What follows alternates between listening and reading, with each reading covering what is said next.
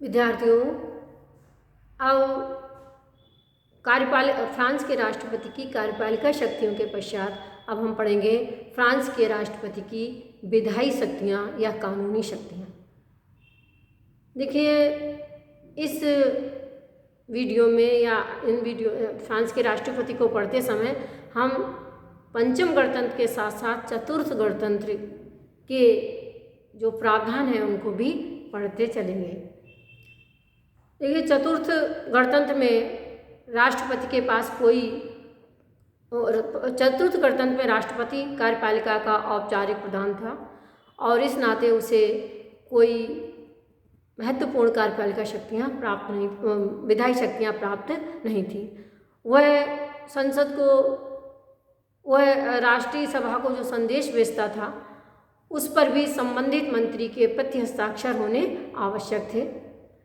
लेकिन और इस प्रकार से हम कह सकते हैं कि तृतीय गणतंत्र और चतुर्थ गणतंत्र के लगभग 70 साल के काल में राष्ट्रपति के द्वारा कोई भी प्रस्ताव राष्ट्रीय सभा को नहीं भेजा गया और सिवाय अपने निर्वाचन के लिए धन्यवाद प्रस्ताव के अतिरिक्त, यानी अपने निर्वाचन के लिए धन्यवाद प्रस्ताव को भेजने के अतिरिक्त कोई संदेश भेजने का कार्य नहीं किया गया। लेकिन पंचम गणतंत्र में इस संबंध में राष्ट्रपति को व्यापक शक्तियाँ दी गई हैं। सबसे पहला है संदेश भेजना।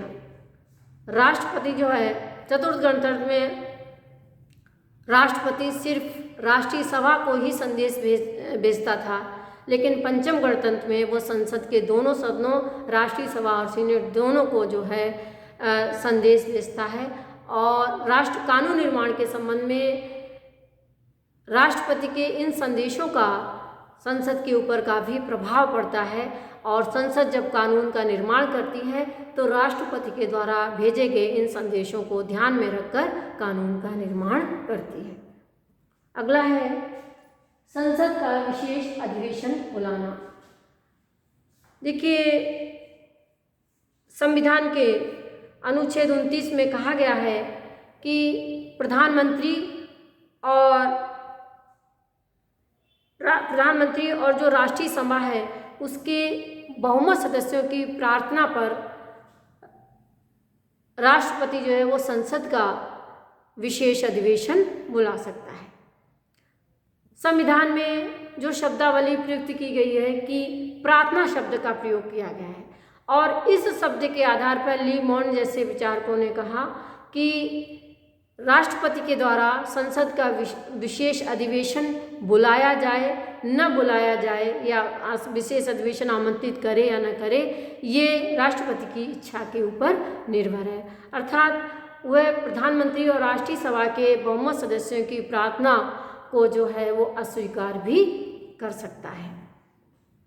साथ ही साथ इस विशेष अधिवेशन में जो है वो उन्हीं विषयों के ऊपर विचार विमर्श होता है जिन विषयों की स्वीकृति राष्ट्रपति दे या राष्ट्रपति जिन विषयों को चाहे उनके ऊपर ही उनके संबंध में ही विचार विमर्श किया जाता है। और फ्रांस के राष्ट्रपति जनरल डिगाल के द्वारा इस संबंध में विशेष अधिवेशन की प्रार्थना को अस्वीकार भी किया गया वहाँ पर। अगला है विधेयक को पुनर्विचार के लिए लौटाना। देखिए, चतुर्थ गणतंत्र में विधेयक को जो है संसद के द्वारा राष्ट्रपति के पास भेजा जाता था। विधेयक को पारित करके संसद के द्वारा राष्ट्रपति के पास भेजा जाता था और उस संबंध में उसे 10 दिन का जो है समय प्राप्त था। पंचम गणतंत्र के द्वारा इस समय अवधि को बढ़ाकर 15 दिन कर दिया गया है। संविधान की धारा 11 में स्पष्ट रूप से ये कहा गया है कि संसद जो है विधेयक को पारित करके राष्ट्रपति के पास भेजेगी और राष्ट्रपति जो है उसे 15 दिन में जो है उसे कानून घोषित करना पड़ेगा और इस अवधि में राष्ट्रपति चाहे तो किसी भी विधेयक को संसद के पास पुनर्विचार के लिए भेजा जा सकता है और ऐसी स्थिति में संसद जो है अनिवार्य रूप से उसके ऊपर पुनर्विचार करेगी। अगला है विधेयक को सीधे जनमत संग्रह के लिए भेजना। पंचम गणतंत्र के राष्ट्रपति के पास एक महत्वपूर्ण कानूनी शक्ति है कि वो किसी भी विधेयक को सीधे जनमत संग्रह के लिए जनता के पास भेज सकता है और इस प्रकार से वह जनता की सहमति से अपनी इच्छा अनुसार किसी भी कानून का निर्माण कर सकता है। यहाँ पर हम कह सकते हैं कि संविधान की धारा 10 में कहा गया है, संविधान की धारा में कहा गया है कि राष्ट्रपति जो है वो कुछ विषयों से संबंधित जो विधेयक है, राष्ट्रपति कुछ विषयों से संबंधित विधेयक जो है उन्हें जो है उनको जो है मंत्रिमंडल और संसद के दोनों सदनों के संयुक्त प्रस्ताव पर,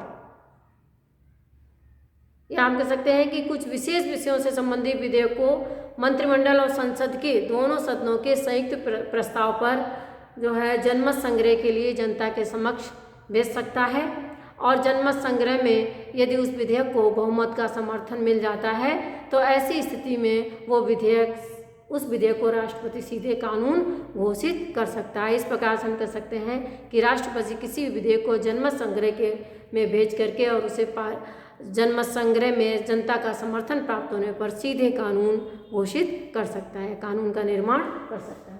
अगला है राष्ट्रीय सभा को भंग करना। फ्रांस के राष्ट्रपति की सर्वाधिक महत्वपूर्ण विधायी शक्ति है राष्ट्रीय सभा को भंग करना। संविधान के अनुच्छेद 12 के अनुसार कहा गया है कि गणतंत्र के राष्ट्रपति जो है गणतंत्र का राष्ट्रपति प्रधानमंत्री और संसद के दोनों सदनों के सभापतियों यानी राष्ट्रीय सभा और सीनेट दोनों के सभापतियों के परामर्श करके जो है राष्ट्रीय सभा को भंग कर सकता है। इस संबंध में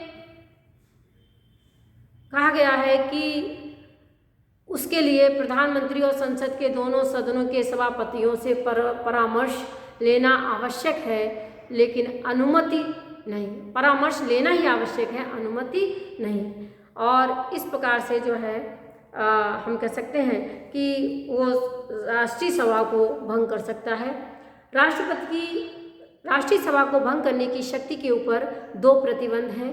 पहला कि राष्ट्रीय सभा के पुनर्निर्वाचन के एक वर्ष के अंदर वो राष्ट्रीय सभा को भंग नहीं कर सकता है। दूसरा प्रतिबंध ये है कि यदि वो अनुच्छेद 16 के आधार पर प्रदत्त शक्तियों के आधार पर यदि संकटकालीन शक्तियों के आधार पर कार्य कर रहा है तो वो राष्ट्रीय सभा को भंग नहीं कर सकता है। और कहा जा सकता है कि एक बुद्धिमान राष्ट्रपति विशेष परिस्थितियों में ही राष्ट्रीय सभा को भंग करने का काम करता है, सामान्य परिस्थितियों में वो इस प्रकार का कार्य नहीं करता है। तो इस प्रकार से फ्रांस के राष्ट्रपति के द्वारा जो है संसद को कुछ विषयों के संबंध में वाद विवाद या किसी विषय के संबंध में वाद विवाद करने से रोका भी जा सकता है। इस प्रकार से कहा जा सकता है कि फ्रांस के राष्ट्रपति जो है वो कानून निर्माण के क्षेत्र में बहुत सक्रिय भूमिका अदा करता है।